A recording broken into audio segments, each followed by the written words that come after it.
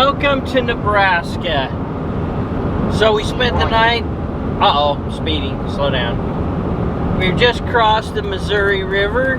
We're now in Nebraska. Welcome to Omaha, home of Mr. Buffett. Today's plan, driving. We're gonna head to the Homestead National Historical Site.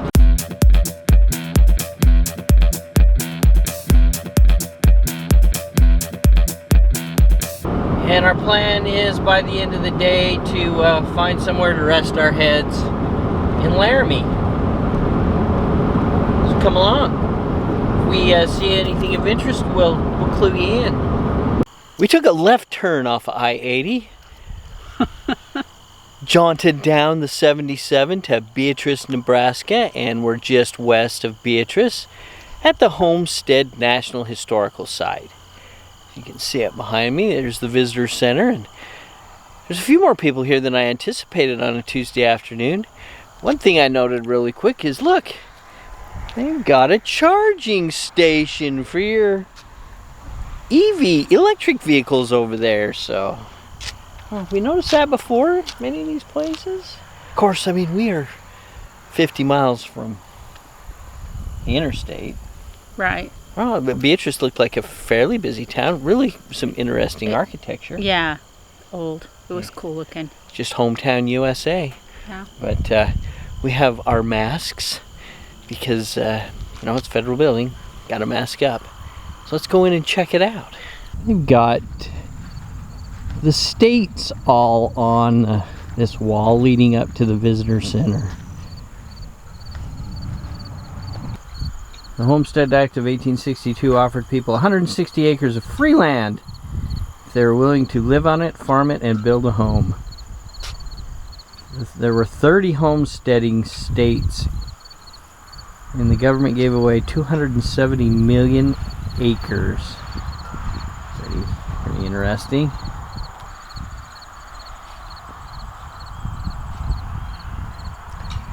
Let's see if we can find our home state. The cutouts represent proportionally the amount of land within the state that was homesteaded. Look at that in Idaho. Much more. California. Oregon. Not a whole lot there in Alaska.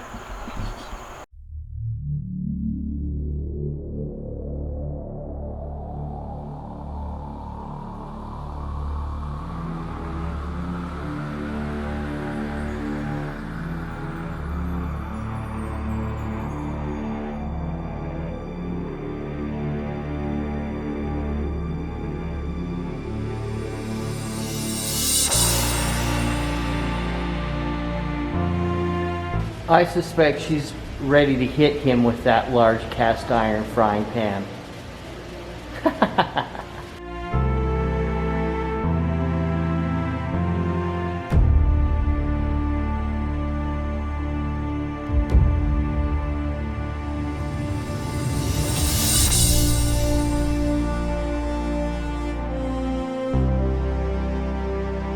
Well, right behind me is a recreation of the Daniel Freeman homestead here at the Homestead National Historical Park, not site, park.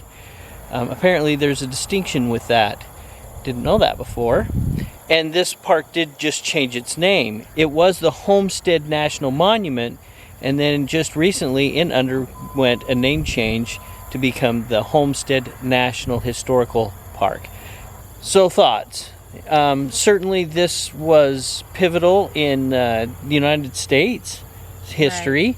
Right. It brought in literally millions from around the world with the promise to come here and claim free land. The success of that was very small. Well, about 50% they said. Well, I wouldn't say that's small. I mean, some people made claim and they weren't able to sustain it. Right. The land or the environment where they laid claim just wasn't suitable for those particular homesteads. And well, because Mother Nature's not necessarily kind. I mean, dry conditions, no rain, no. I mean, not everywhere has water. Right. 30 states, each one of those states having vastly different environmental concerns. Right.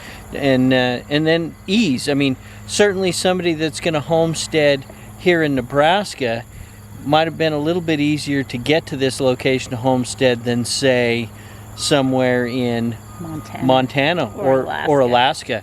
Right. So, you know, the circumstances of them homesteading were very vast. Right. And and I can't imagine trying to homestead in Arizona. Certain parts of Arizona, I would imagine you ain't growing nothing there. But then there's certain parts that are absolutely beautiful, you know. Right. So, of course, the sad portion of this is the Native Americans. I mean, the government during that period relocated hundreds of tribes off of what had been traditionally their land.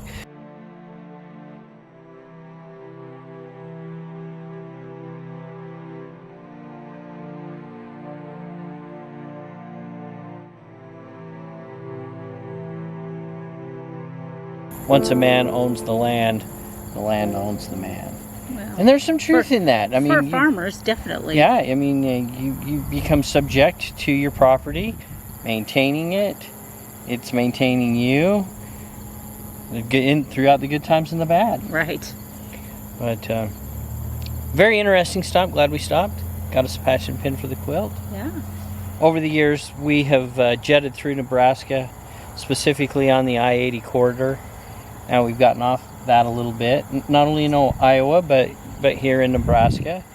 As you can see, there's cornfields right behind us, and we're going to keep on keeping on. Delve into the history. Find out if you are a descendant of a homesteader. My family, either when they progressed west, it was pre the Homestead Act. My family went up into Oregon in the early 1850s, many years before the Homestead Act became and obviously established themselves there. And then, of course, there's my Utah branch, which that's a whole nother story. Yeah, I have no idea. Well, I mean, they came out. You know more than They came out before the Homestead Act as well. Driving through Nebraska on this route, what keeps coming to my mind is son-in-law.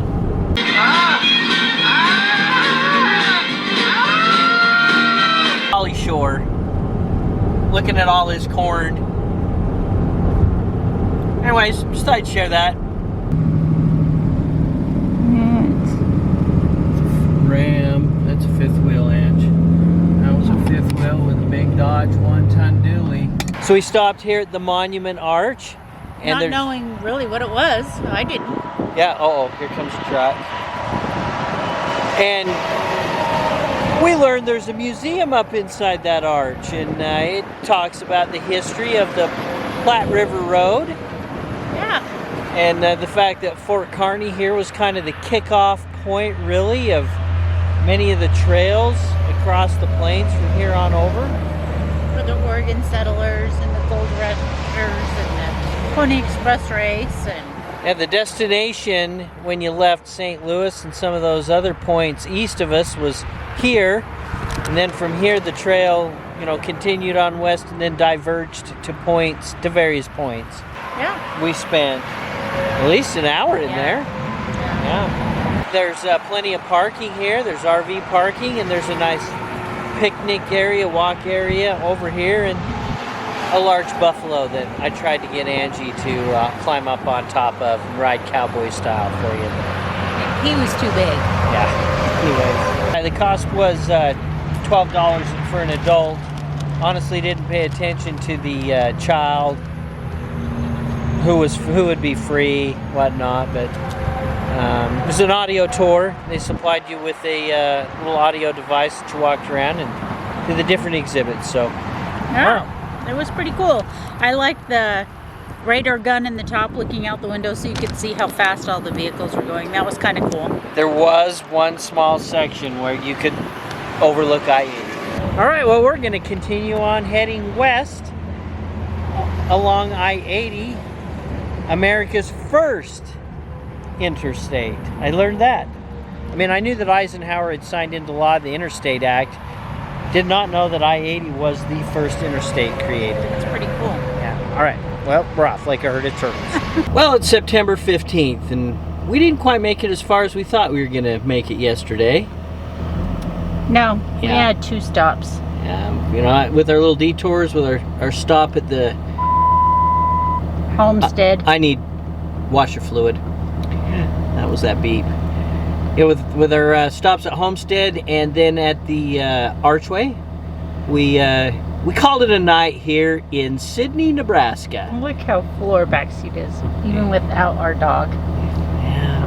Yeah, where would Jazz have sit? She'd have had to sit right here. She would have loved that. We would have put stuff in the back. Well, yeah, there's room in the back. Anyways, we should get back to our home base in northern Utah today. We're 550 miles from home. Yes. And we have a big list, so. if something happens along the way, we'll tune you in. Yeah. Well, hey everybody, Angie and I made it safe and sound back to our home base in northern Utah. And we're just waiting for that phone call from the Jayco Service Center to go back to Middlebury and pick up our home on wheels. So if you like the video, please give us a thumbs up. If you haven't already, please subscribe and follow Angie, Jazz, and I on our journey.